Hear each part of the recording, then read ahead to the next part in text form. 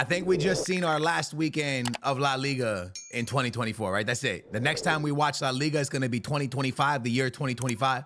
And man, what a year 2024 gave us for La Liga. Ups and downs for Real Madrid, ups and downs for Barcelona, ups and downs for Atletico Madrid that ends on ups. We got to talk about so much, man. I didn't get to make a video for every single game that happened this weekend because Barcelona played Atletico Madrid. I was at a birthday party, a family birthday party. So I was there watching the Barca Atletico Madrid game, which was a crazy game. And then Real Madrid played Sevilla, and I got to watch the game. But right when the game was pretty much ending, I took off to the stadium to watch like American football game.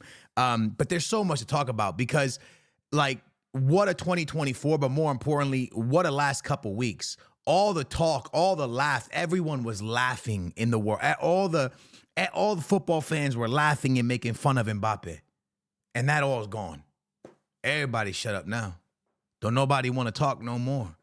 Don't nobody want to say a word about Mbappé no more. Because all of us know the ability, the talent is there. We know how great Mbappé is.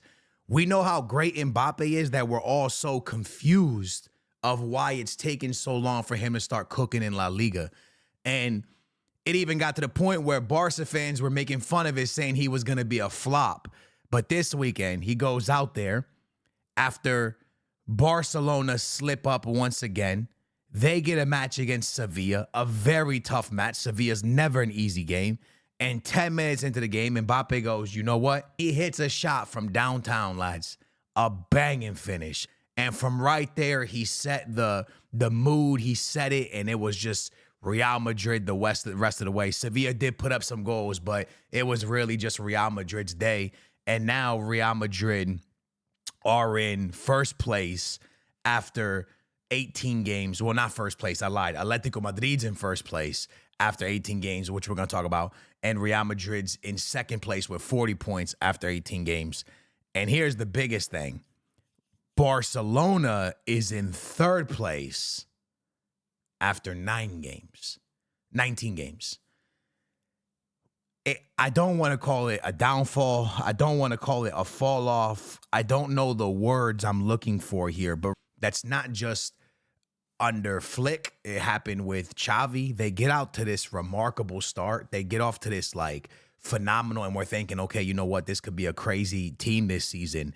And then they just sink. They just completely, it's like a flick switches and everything just goes so bad.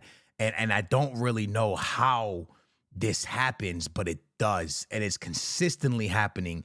And I thought it was a Xavi thing because, look, I always said Xavi was a good manager. I always said that. You guys, Barca fans know I said I didn't want Xavi to be fired. I thought he was a good manager that really could turn this thing around for them.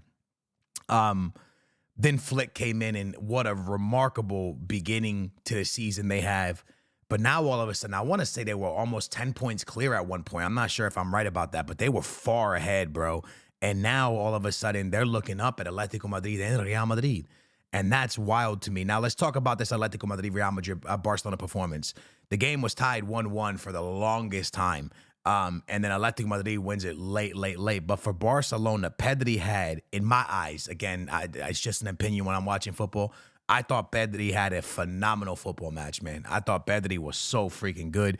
I thought based off Pedri's performance, Barcelona really deserved to win it. But that's not how the cookie crumbled, man. Atletico Madrid is one of those teams that just keep coming, and they just keep on going. And right when you think you're going to knock them out, they keep going. And I want to say this, man, because I think it's important for me to say this. You know, in the beginning of the season or midway through the season, I was saying Simeone should be sacked. I was saying Simeone was terrible, especially after he got smacked by Benfica like 4-1. I was like, this Atleti team's not good. What is he doing? This team's not cooking. This team's bad. This is not a good football team. Now they're in first place in La Liga. And it's just so crazy how a season can flip-flop in just a minute. And when I look at the Barca game, the one thing that comes to my mind is the DePaul goal. The DePaul goal is a phenomenal placed goal. Atletico Madrid's first goal from DePaul. And I can't tell you, like I said, I was at the birthday party, so I'm talking to my uncles and I'm like watching at the same time. But I remember, I think it was someone trying to clear the ball. I think it was Pedri maybe that tried to do like kind of a weird clearance and didn't clear it far enough. And DePaul just comes and bangs it and finesses it around, and it's a beautiful, beautiful goal.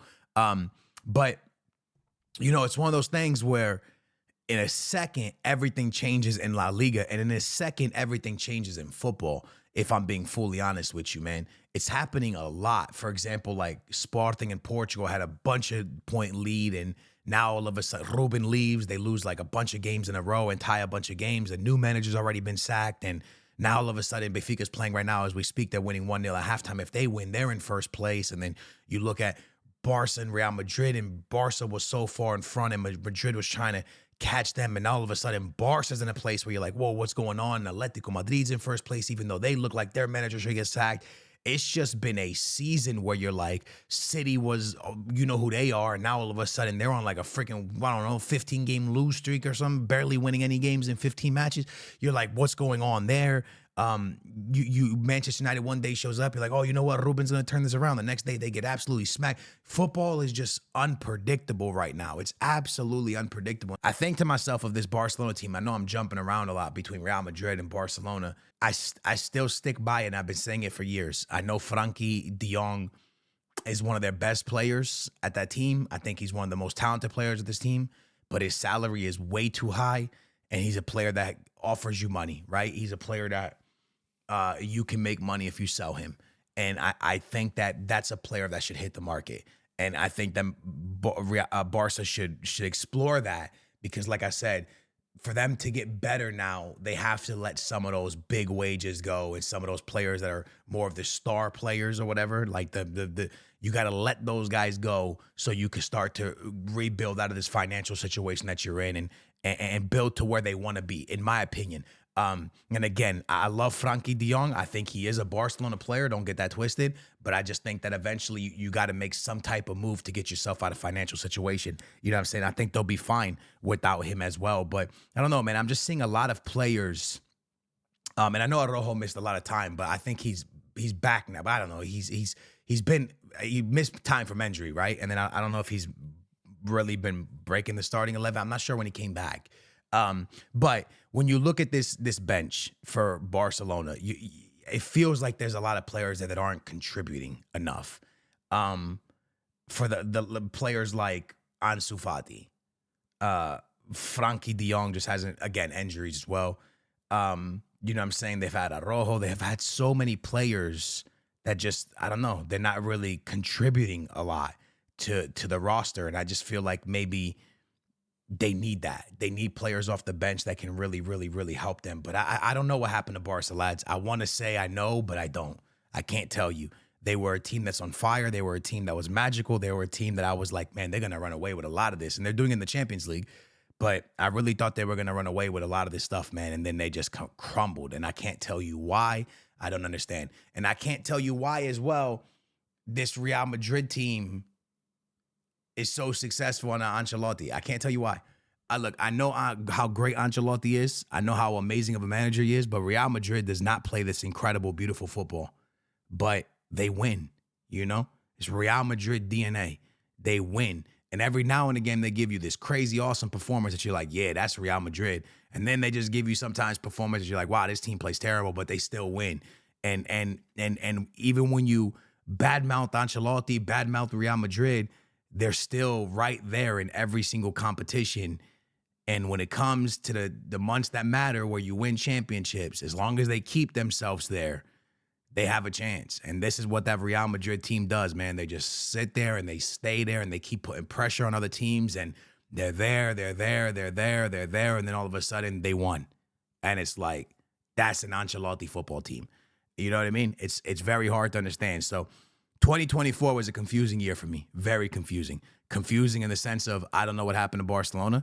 Confusing with, man, Real Madrid weren't incredible, but they won the Champions League in 2024. This year they haven't started great, but they're right there in La Liga.